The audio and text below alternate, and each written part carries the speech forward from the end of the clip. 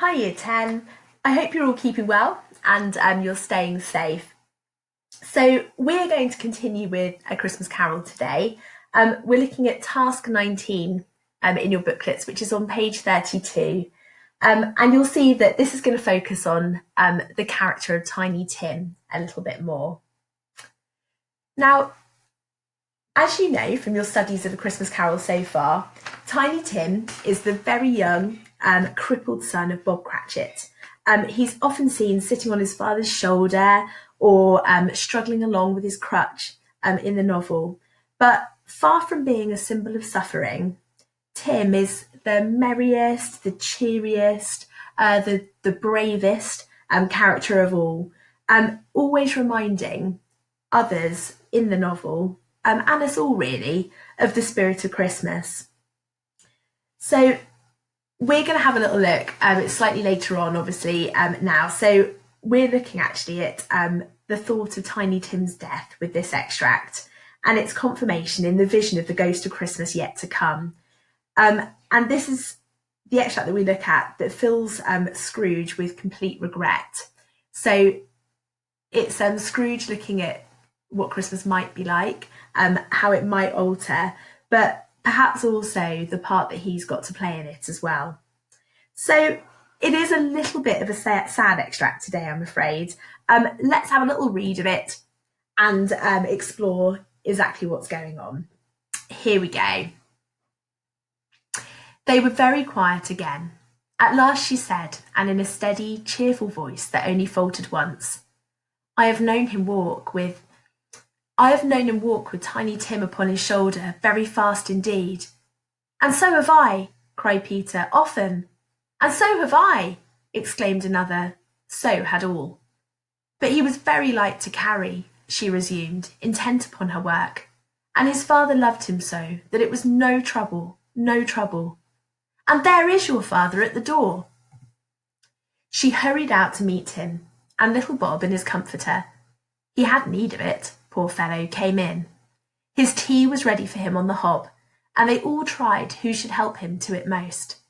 Then the two young Cratchits got upon his knees and laid each child a little cheek against his face, as if they said, Don't mind it, father, don't be grieved. Bob was very cheerful with them, and spoke pleasantly to all the family.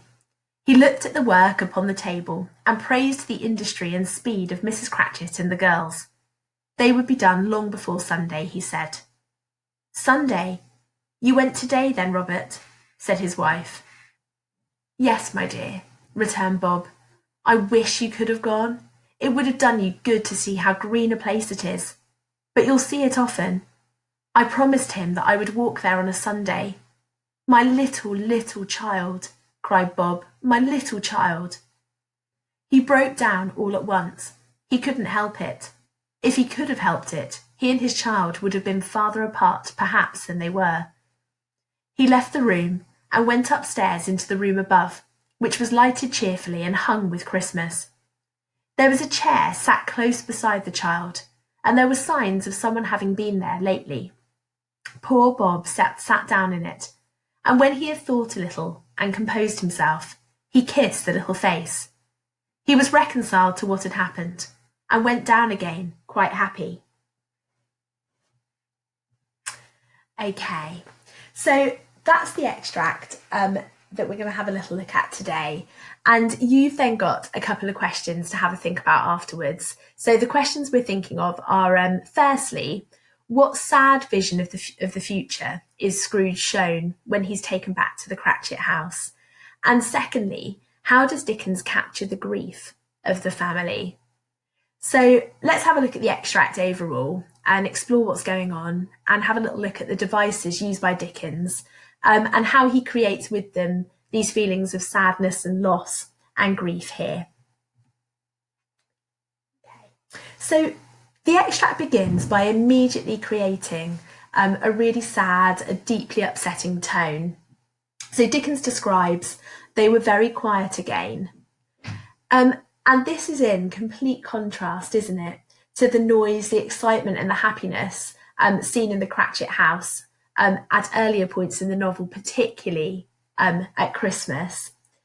And when Mrs. Cratchit does speak, it's described as being in a steady, cheerful voice, which suggests through steady that she's doing her best to sound cheery for the rest of the family. She's sort of putting on that cheerful tone. They've still got young children. So despite the fact that Tiny Tim has passed away, she's got to kind of keep that front up. The fact that her voice only faltered once as well there shows the deep upset that she's masking. So she's got this lump in her throat that gives her emotions away there. So in this, the family are worried about how long it's taking Bob to get home. And we've got a real contrast with how Bob has been in the past.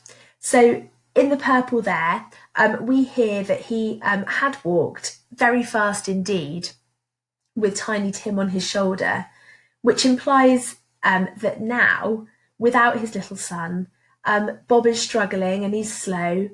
He's lost his sort of lively, youthful step that he used to have when he was pacing along and when he was excited to be with Tim.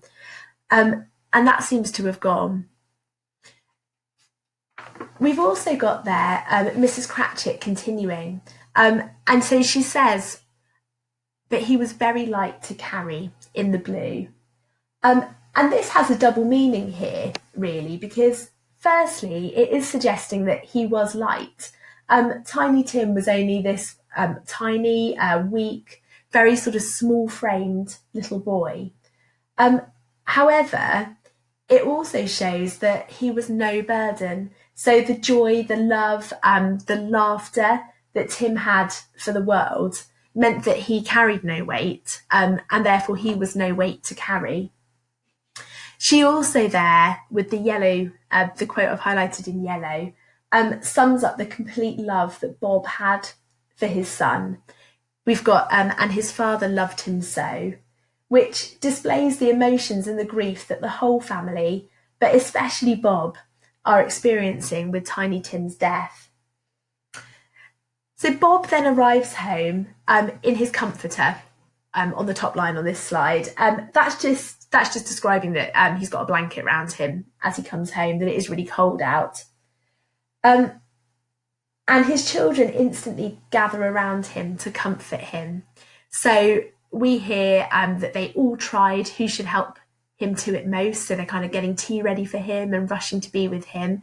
And that the two young Cratchits got upon his knees and laid each child a little cheek against his face, as if they said, "Don't mind it, father, don't be grieved." So they're tiny little children and they're scrabbling up onto his lap and they're just trying to make it better. So even the smallest in this family sense the grief that the rest of them are feeling and are trying to fix it. They're all struggling here. And Bob in return, with the yellow there, it says, Bob was very cheerful with them and spoke pleasantly. So Bob in return shows bravery and cheerfulness. So even in the face of such a huge grief. But the loss of Tiny Tim leaves a huge gap in this household. And compared to the earlier Christmas description, when they're all excited about the pudding and they're all racing around, this household is much quieter, much more solemn, much more sombre. Tim had been a sort of unlikely leader, I guess, of their holiday cheer, that perhaps they'd always risen, no matter how tough times were, no matter how little they had. Tim sort of inspired this cheeriness and generosity and love in them all to sort of make the most of every situation they were in. We also hear on this final part of the extract that Mr. Cratchit has been to see the place where Tim will be buried.